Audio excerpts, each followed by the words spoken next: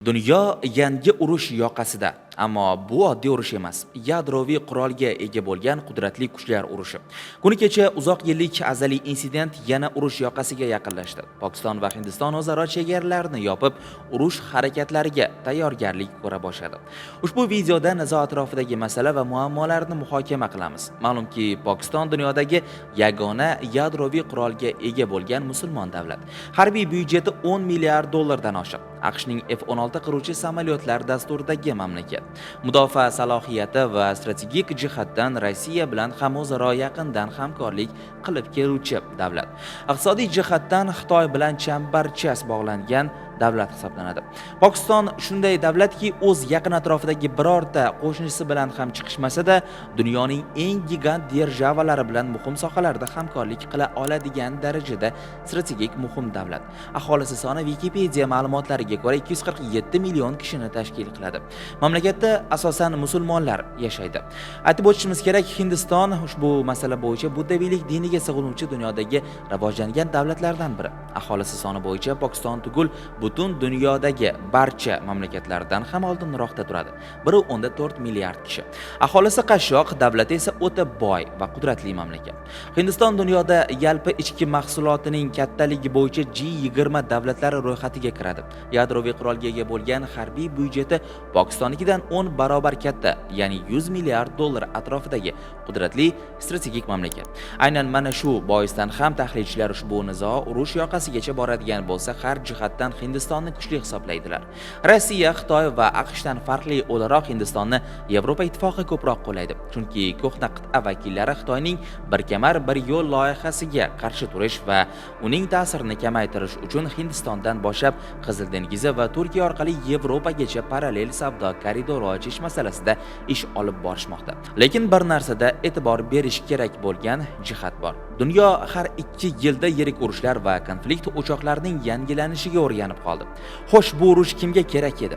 Insident darajasidagi bu voqelik urushgacha borishi uchun nima turtki bo'ldi? Ko'rib chiqsak. Seshanba kuni Hindiston tomonidan boshqariladigan Kashmirning Pahalgam shahrida sayyohlarga uyushtirilgan hujumdan keyin Hindiston va Pokiston bu hafta keskin harakatlarda strategik qarshilikka kirishdi. Voqelikda 26 kishi halok bo'ldi deya xabar bermoqda Al Jazeera telekanali. Chorshanba kuni Hindiston bir qator o'zgarishlarni amalga oshirib, Pokiston bilan aloqalarni uzdi. Ulardan eng muhimi Pokistonning suv ta'minotini jiddiy cheklashi mumkin bo'lgan Hind suvlari shartnomasidagi ishtirokini to'xtatish qarori bo'ldi. Endilikda Pokistonni suv bilan ta'minlaydigan asosiy oqim Hindiston tomonidan uzib qo'yildi. Bu Pokistonning muhim qishloq xo'jaligi sohasiga katta putur yetkazdi. Hindiston shuningdek Pokiston bilan asosiy quruqlik chegarasini yopdi va hozirda Hindistonda bo'lgan ba'zi Pokiston fuqarolariga mamlakatni tark etishlari uchun muddat berdi. Payshanba kuni Pokiston Hindistonga qarshi xuddi shunday harakatlar va qadamlar bilan javob qaytardi. Shuningdek, ikki davlat o'rtasidagi barcha ikki tomonlama bitimlarda, shu jumladan 1972-yilgi Simla kelishuvida ishtirok etishni to'xtatib qo'yish bilan tahdid qildi. Pokiston tomoni bu tahdid va choralardan qattiq g'azablanganini yashirib o'tirmayapti va Hindistonni suv ta'minotidagi har qanday uzilish urush harakati deb hisoblashi haqida ogohlantirmoqda. Nima uchun Hindiston Pokistonga qarshi choralar ko'rdi?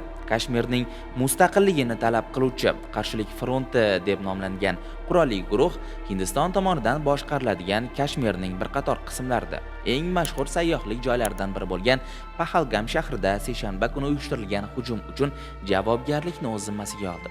Hindiston rasmiylari avvalroq guruh Pokistonda joylashgan Lashkar-e Toyba qurolli guruhining bir bo'lagi ekanligini da'vo qilgan edi. Hindiston uzoq vaqtdan beri Pokiston Kashmirdagi qurolli isyonni qo'llab-quvvatlamoqda deb hisoblab keladi.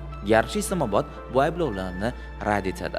Chorshanba kuni Hindiston Pahalgam hujumida g'arbiy qo'shnisini ayblab, transchegaraviy aloqalarni borligini da'vo qildi. Chorshanba kuni Hindiston Tashqi ishlar vazirligining maxsus brifingida Tashqi ishlar vaziri Vikram Misri vazirlik mahkamasining xavfsizlik qo'mitasi miltiq bilan qurollangan odamlar 26 hindistonlik va bir nafar nepallik sayyohni o'ldirgan hujumni muhokama qilish uchun chaqirilganini aytdi. Bu ikki mamlakat o'rtasidagi urush harakatlarining kelib chiqishining asosiy sababi bo'lib turibdi. Agar qurolli harakatlar boshlanib ketsa, har ikki mamlakat ham jiddiy talafotlar ko'radi. Chunki har ikkisi ham yadroviy qurolga ega mamlakatlardir. Turli e'tiqodlar, tarixiy nizolar, etnik mojarolarning barchasi kuchli va mintaqaviy urushni keltirib chiqaradi. Hozircha esa bunday qurolli harakatlar sodir bo'lmasligi uchun yaxshi niyat qilamiz. Chunki dunyoga yana bir uzoq muddatli urush kerak emas. Ukraina, G'azo, Tayvan mojarolari qancha iqtisodiy, ijtimoiy va harbiy muammolar keltirgani hammamizga ma'lum. Xabardor.uzda voqealar ketma-ketligi tahlilini kuzatishda davom eting.